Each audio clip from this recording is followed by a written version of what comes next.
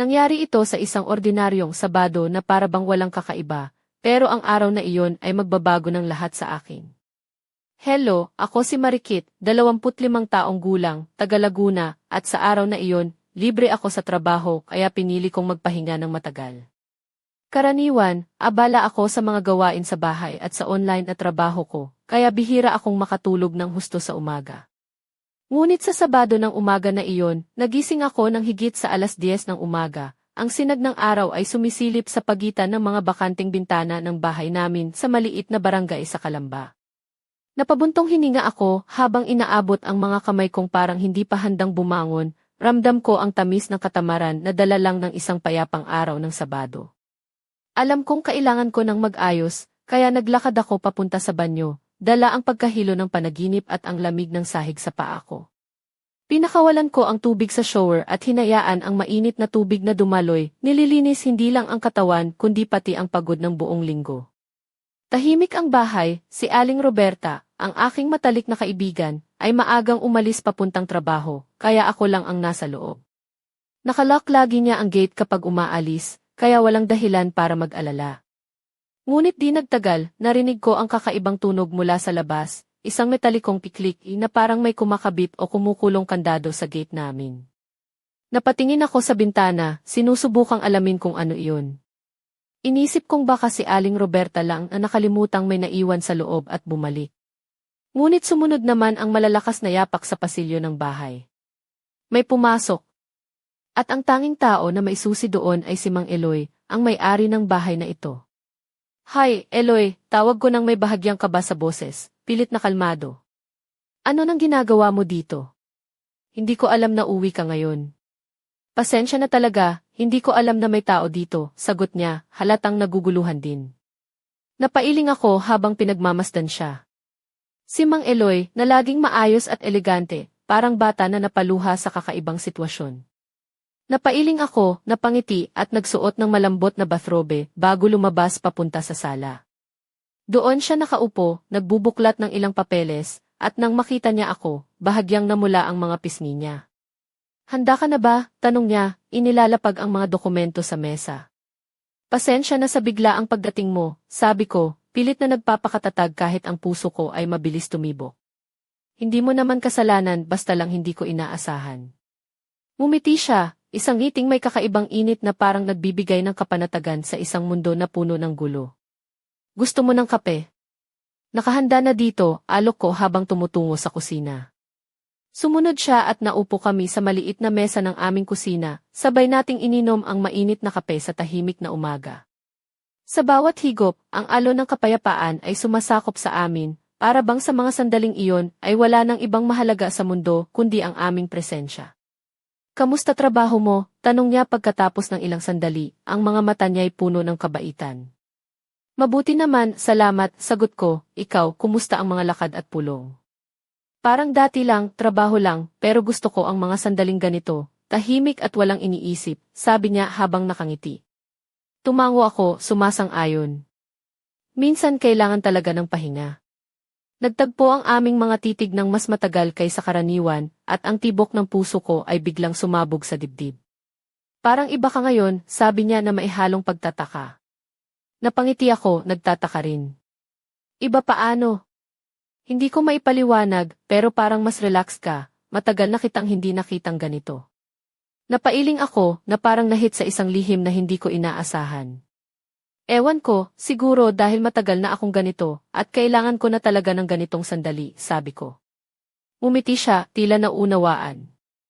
At dito nagsimula ang araw na iyon, isang simpleng Sabado na puno ng hindi inaasahang pangyayari na magpapabago sa akin magpakailanman.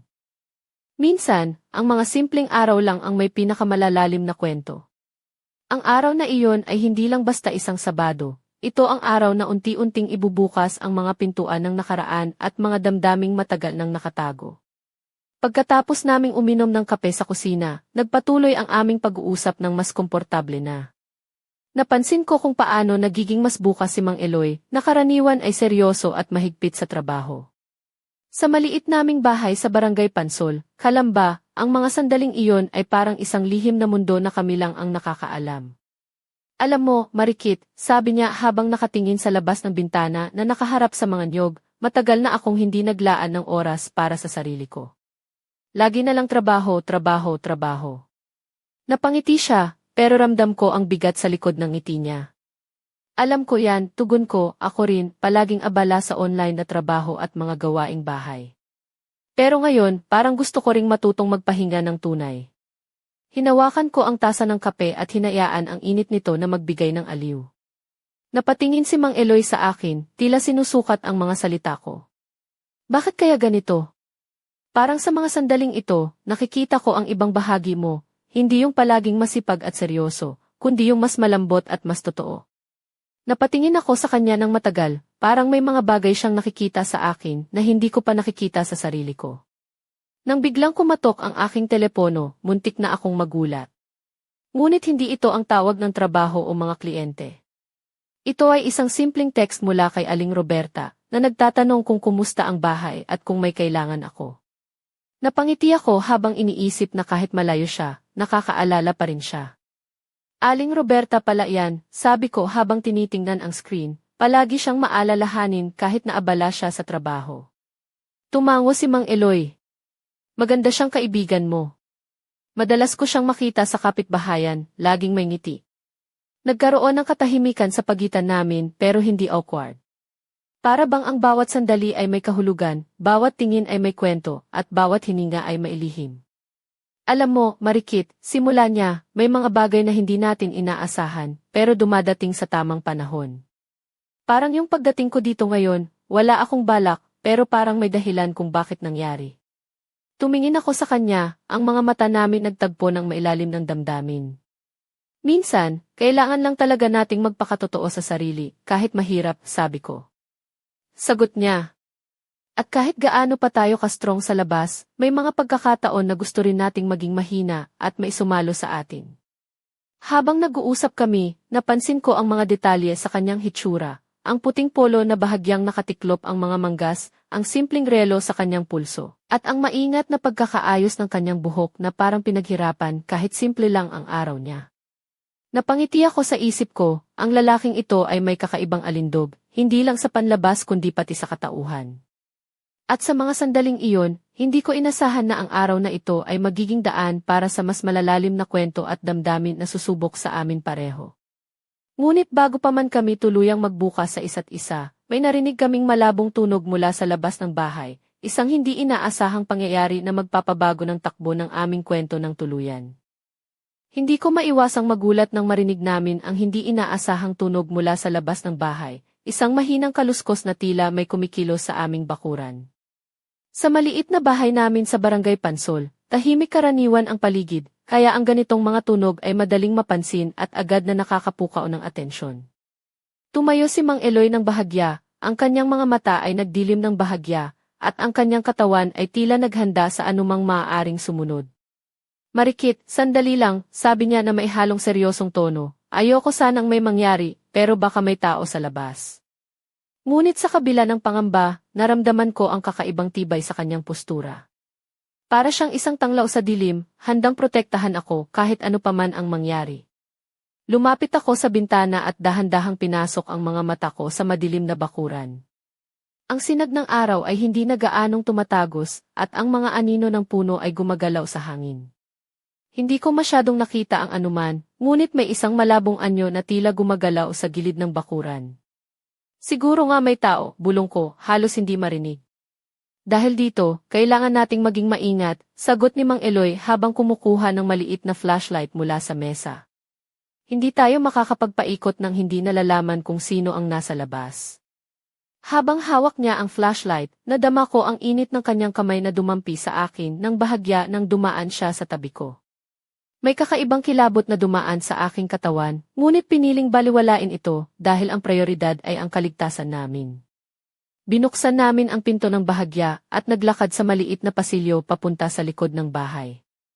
Ang hangin ay malamig at may dalang bahagyang amoy ng bagong ulan. Sa labas, ang mga dahon ng niyog ay naglalagay ng malalambot na anino sa lupa. Napatingin kami sa gate at nakita kong bahagyang nakataas ang kandado. Hindi ito nakalok ng maayos, sabi ni Mang Eloy. Parang may nagbukas dito ng hindi inaasahan. Napatingin ako sa kanya, ang kaba ay sumasakop sa aking dibdib. Ano kaya ang ibig sabihin nito? Tanong ko sa sarili ko. Marikit, kailangan nating malaman kung sino ang nasa labas.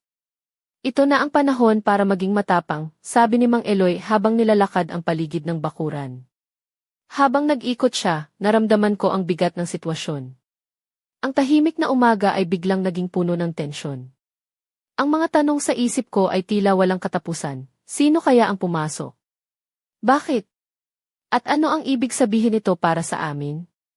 Hindi ko maiwasang mag-alala, ngunit may isang bagay na lumalabas sa kanyang mga mata, isang determinasyon na hindi ko pa nakikita dati.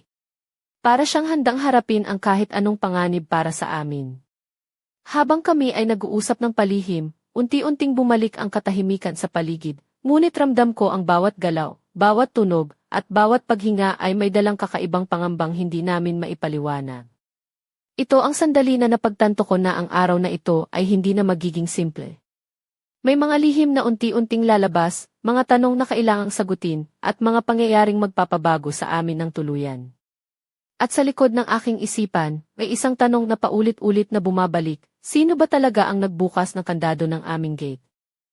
Ang puso ko ay mabilis na tumitibok habang unti-unting nilalakad namin ni Mang Eloy ang paligid ng aming bakuran.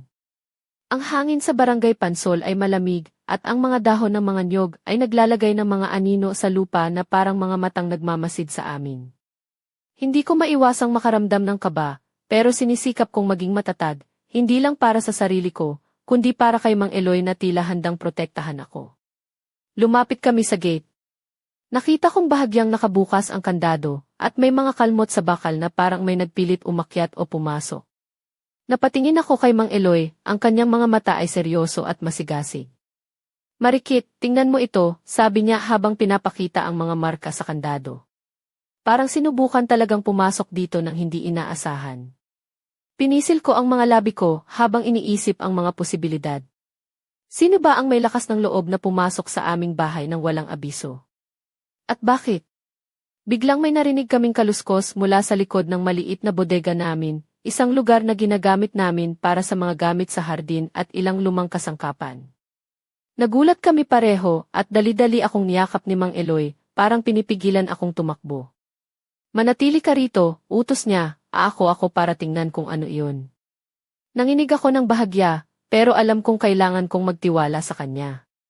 Dahan-dahan siyang lumakad papunta sa bodega. Hawak ang flashlight at isang lumang pamalo na madalas gamitin ni Mang Eloy para sa proteksyon. Habang nakatitig ako sa kanyang likod, naramdaman ko ang kakaibang tensyon sa hangin. Para bang bawat hakbang niya ay may kaakibat na panganib. Ang mga alaala ng mga nakaraang taon, ng mga pagsubok na dinanas namin sa buhay, ay biglang bumalik sa isip ko, ang mga gabi na nag-iisa ako, ang mga pagkakataon na kailangan kong magpakatatag. Hindi ko na malaya na dahan-dahan akong lumapit sa kanya. Ang mga palad ko ay nanginginig, ngunit pilit kong pinipigil ang takot. Nang maramdaman niyang malapit na ako, lumingon siya at ngumiti ng bahagya, na para bang sinasabi niya, kapit lang, hindi kita pababayaan. Dumating siya sa bodega at dahan-dahang binuksan ang pinto. Sa liwanag ng flashlight, nakita namin ang isang maliit na pusa na naipit sa loob, naghahanap ng paraan palabas. Napabuntong hininga kami pareho at ang tensyon ay unti-unting nawala. Pusa lang pala, sabi ni Mang Eloy at ninisan ako ng may kaluwagan. Natawa ako ng bahagya at naramdaman ko ang pag-angat ng aking dibdib dahil sa pag-alis ng takot. Pero sa kabila ng relief na iyon, may isang bagay sa kanyang mga mata ang hindi ko maalis, parang may iniisip pa rin siya, isang lihim na hindi niya sinasabi. Parang may iba pang nangyayari dito, bulong niya, hindi lang ito tungkol sa pusa. Napatingin ako sa kanya, ang mga mata namin nagtagpo ng mailalim at misteryo. Alam ko na ang araw na ito ay may dalang higit pa sa simpleng kape at tahimik na pag-uusap. May mga bagay na unti-unting bubukas at kailangang harapin. Habang nagbabalik kami sa loob ng bahay, hindi ko maiwasang mag-isip anong mga lihim ang itinago ng aming bahay. At ano ang susunod na mangyayari sa amin? Ang simpleng Sabado ay nagiging isang kwento ng tensyon, misteryo at damdamin na hindi ko inaasahan. At ang lahat ng ito ay nagsisimula pa lamang. Nang bumalik kami sa loob ng bahay, ramdam ko pa rin ang kakaibang tensyon na bumabalot sa paligid.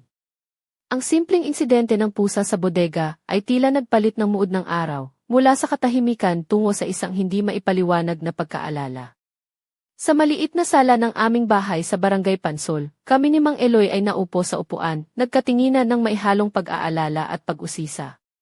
Marikit, panimula niya, habang hawak ang tasa ng kape na bahagyang naglalaway ang mainit na likido, may mga bagay na hindi natin noon napapansin, pero ngayon, tila bumabangon na. Ang mga maliliit na detalye na dati hindi mahalaga, nagiging mahalaga ngayon. Napatingin ako sa kanya, ang mga mata niya ay puno ng seryosong pag-iisip. Ano ang ibig mong sabihin, Eloy? Alam mo ba na nitong mga nakaraang buwan, may mga kakaibang nangyayari sa bahay na ito? Maliit na mga bagay na nawawala, mga tunog sa gabi, mga ilaw na biglang kumikislap, paliwanag niya. Hindi ko na ito maipaliwanag, pero may pakiramdam akong may sinusubukang ipahiwatig ang bahay sa akin. Hindi ko maiwasang manginig sa mga salitang iyon. Naalala ko ang mga ilang gabing nag-iisa ako dito, naririnig ang mga kakaibang tunog na hindi ko maipaliwanag. Hindi ko ito pinansin noon, iniisip ko na siguro ay mga hangin lang o mga hayop sa paligid. Pero ngayon, parang may ibang kahulugan ang mga iyon. Eloy, sabi ko, baka ito ang dahilan kung bakit parang may kakaibang enerhiya ang araw na ito. Parang may gusto kang ipaalam sa akin, o may gusto kang ipakita. Ngumiti siya ng bahagya, ngunit may bahid ng seryosong emosyon sa mga mata niya. Siguro nga, sagot niya, at siguro kailangan nating harapin ito ng magkasama. Habang nag-uusap kami, napansin ko ang mga simpleng detalye sa paligid, ang malambot na kortina na umiindak sa hangin, ang mga lumang litrato sa dingding na tila nanonood sa amin, at ang mga tahimik na sandali na puno ng mga hindi nasabi na salita. Marikit, handa ka ba? Tanong niya ng maihalong pag-aalala at pag-asa. Handa ka bang harapin ang mga bagay na matagal na nating pinipigilan? Tumango ako ng mabagal, nararamdaman ang bigat ng desisyon na iyon. Eloy, hindi natin ito kailangang harapin ng mag-isa. Magkasama tayo. Sa mga sandaling iyon, ang aming mga puso ay nagtagpo sa isang tahimik na pangako, isang pangakong haharapin ang anumang darating, kahit ano paman ang kahihinatnan. Ngunit bago pa man kami makapagsimula, may isang bagay na bumukas sa pintuan ng aming kwarto, isang lihim na magpapabago sa lahat ng aming iniisip at plano. Isang lumang sobre na may nakasulat na pangalan namin ang nakalatag sa mesa, puno ng mga tanong na kailangang sagutin. At ang sagot sa mga tanong na iyon ay maaaring magbukas ng pinto sa isang bagong kabanata ng aming kwento, isang kabanata na puno ng mga lihim, pag-ibig, at pagtatapat na hindi pa namin lubos na naunawaan. Hindi ko akalain na ang isang simpleng araw ng Sabado ay magdadala ng ganito kalalim na emosyon at hindi inaasahang pangyayari. Habang hawak ko ang lumang sobre na nasa mesa sa harapan namin ni Mang Eloy, ang puso ko'y parang tumalon sa dibdib, hindi dahil sa takot, kundi dahil sa matinding kuryosidad. Eloy, wika ko nang may bahagyang pag-aalinlangan, ano kaya ang laman ng sulat na ito? At sino ang nagpadala? Tumingin siya sa akin, ang mga mata niya ay maihalo ng kaba at determinasyon. Hindi ko rin alam, Marikit. Pero sa dami ng nangyari nitong mga nakaraang araw, baka ito na ang susi para malaman natin ang buong katotohanan. Dahan-dahan niyang binuksan ang sobre. Sa loob, may mga dokumento, ilang larawan, at isang liham na may sulat kamay. Pinasa niya ito sa akin, at habang binabasa ko, unti-unting lumalabas ang mga lihim na matagal nang nakabaon sa nakaraan ng bahay na ito. Ang liham ay mula sa isang babae na nagngangalang Ligaya, isang dating nangungupahan sa bahay namin, na nagbigay babala tungkol sa mga kakaibang nangyayari dito, mga pangyayaring hindi madaling ipaliwanag, mga bisita na hindi namin nakikita, at mga lihim na dapat naming alamin upang maprotektahan ang aming sarili. Habang binabasa ko ang bawat salita, naisip ko kung gaano katagal na ba itong nagaganap. Bakit kami ngayon lang naabutan? Bakit ngayon lang ipinapakita sa amin ang mga palatandaan? Tumingin ako kay Mang Eloy at nakita ko sa kanyang mga mata ang parehong takot at pag-asa. Marikit, ito ang dahilan kung bakit parang may kakaibang enerhiya dito. Hindi lang ito basta bahay, may kwento ito, may buhay, at may mga bagay na hindi namin pa nakikita. Napailing ako, ang isip ko ay puno ng mga tanong. Ano kaya ang mga bagay na iyon? Ano ang mga lihim ng bahay na ito? At higit sa lahat, ano ang papel namin sa lahat ng ito? Napabuntong hininga ako at hinawakan ang kamay ni Mang Eloy. Eloy, kahit ano pa man ang mangyari, nais kong harapin natin ito ng magkasama. Hindi na ako takot kasi kasama kita. Ngumiti siya, at ang init ng kanyang kamay ay nagbigay ng kapanatagan sa akin. Marikit, hindi mo alam kung gaano ako nagpapasalamat na narito ka. Hindi ko kayang harapin ito mag-isa. Sa mga sandaling iyon, naramdaman ko na ang aming samahan ay lalalim pa, at ang araw na ito ay magiging simula ng isang kwento na puno ng misteryo, pag-ibig, at mga pagtatapat na hindi pa namin lubos na naunawaan. Ngunit ang sulat na iyon ay hindi lang nagbukas ng mga tanong, ito rin ay nagdala ng babala, isang babala na ang aming mga susunod na hakbang ay magtatakda ng kapalaran namin. At habang kami ay nagkatinginan, naramdaman ko ang bigat ng responsibilidad na bumabalot sa amin, at ang takot na baka ang susunod na pangyayari ay isang pagsubok na hindi namin kayang lampasan ng mag-isa. Akala ko tapos na ang mga hindi inaasahang pangyayari sa araw na iyon, pero nagkamali ako. Hindi ko inasahan na ang simpleng pagdating ni Mang Eloy sa bahay, ay may dalang lihim na magpapabago ng lahat sa pagitan namin. At ngayon, unti-unting lumalabas ang katotohanan na matagal na niyang itinago. Habang nakaupo kami sa sala, ang lamig ng hangin ay parang dumagdag sa bigat ng mga salitang bababa mula sa kanyang bibig. Marikit, nasimulan niya ng maihalong kaba, may isang bagay akong hindi nasabi sa'yo noon. Isang sikreto na matagal ko nang tinatago. Napatingin ako sa kanya nang may pagkabigla, ang puso ko ay biglang bumilis. Ano iyon, Eloy? Ano ang itinatago mo? Huminga siya ng malalim at sa bawat salita na kanyang inilalabas, unti-unting nabubuksan ang pinto ng isang kwento na puno ng pagtataksil, pag-ibig at pagkakanulo. Hindi lang ako basta may-ari ng bahay na ito. May koneksyon ako sa isang tao na matagal ang bahagi ng buhay ko, isang tao na naging dahilan ng mga nangyayaring kakaiba dito. Napuno ako ng kuryusidad at kaba. Sino siya? At ano ang nangyari? Si Ligaya, sagot niya nang may bahagyang pighati, ang babaeng nagpadala ng sulat. Siya ang dati nating nangungupahan, pero may mas malalim na ugnayan kami kaysa sa inaakala mo. Habang patuloy niyang ikinukwento, unti-unti kong naramdaman ang bigat ng kanyang mga saloobin. Ang mga lihim na matagal nang nakatago ay parang mga anino na biglang sumilip sa liwanag ng araw. Noong una, inisip ko na makakalimutan ko siya, pero hindi ganoon kadali. Ang mga alaala niya ay nananatili at parang may gustong ipahiwatig ang bahay na ito, ang mga pangyayaring hindi namin maintindihan. Napailing ako, ang aking isipan ay puno ng mga tanong na hindi agad masasagot. Paano mo nalaman lahat ng ito? Bakit ngayon mo lang sinasabi? Dahil ngayon lang ako handa, sabi niya, at dahil kailangan nating harapin ito ng magkasama. Hindi na tayo pwedeng magtago sa mga lihim. Habang kami ay nagtatanong at naghahanap ng sagot, naramdaman ko ang bigat ng damdamin na dumaloy sa aming pagitan. Ang araw na iyon ay hindi na lamang tungkol sa mga simpleng kape at tahimik na pag-uusap. Ito ay naging simula ng isang kwento na puno ng hiwaga, pagtatapat, at mga pagsubok na kailangang pagdaanan. Ngunit bago pa man namin mapag-isipan ng maayos ang mga susunod na hakbang, may dumating na mensahe sa cellphone ni Mang Eloy, isang text na nagdala ng panibagong gulo at misteryo sa araw na iyon. Ang nilalaman ng mensahe ay isang larawan, isang lumang litrato ng isang babae na tila kilala namin, ngunit may kakaibang detalye na nagpatigil sa aming hininga. At doon, sa pagitan ng mga salita at larawan, nagsimula ang isang bagong kabanata na puno ng pangamba at pag-asa. Hindi ko inaasahan na ang isang mensahe sa cellphone ni Mang Eloy ang magpapabago ng tuluyan sa takbo ng araw namin. Nang buksan niya ang text, napansin ko na ang mga mata niya ay agad na lumaki, at ang mga kamay niya ay bahagyang nanginginig. Dala ang kaba, pinakita niya sa akin ang larawan na nasa screen, isang lumang litrato ng isang babae na tila may malalim na koneksyon sa aming kwento. Marikit, sabi niya, boses na puno ng pag-aalinlangan, kilala mo ba itong babae? Tiningnan ko ang larawan ng mabuti. Ang babae ay may maamong mukha, mga matang tila puno ng lihim, at may ngiting halos hindi maabot ng kasiyahan. Hindi ko siya kilala ng personal, pero may kakaibang pamilyaridad na bumalot sa akin. Hindi ko siya kilala, Eloy, pero parang may nararamdaman akong koneksyon sa kanya.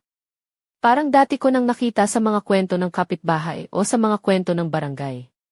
Napailing siya at dahan-dahang ipinaliwanag ang kwento. Siya si Ligaya, ang babaeng nagpadala ng sulat.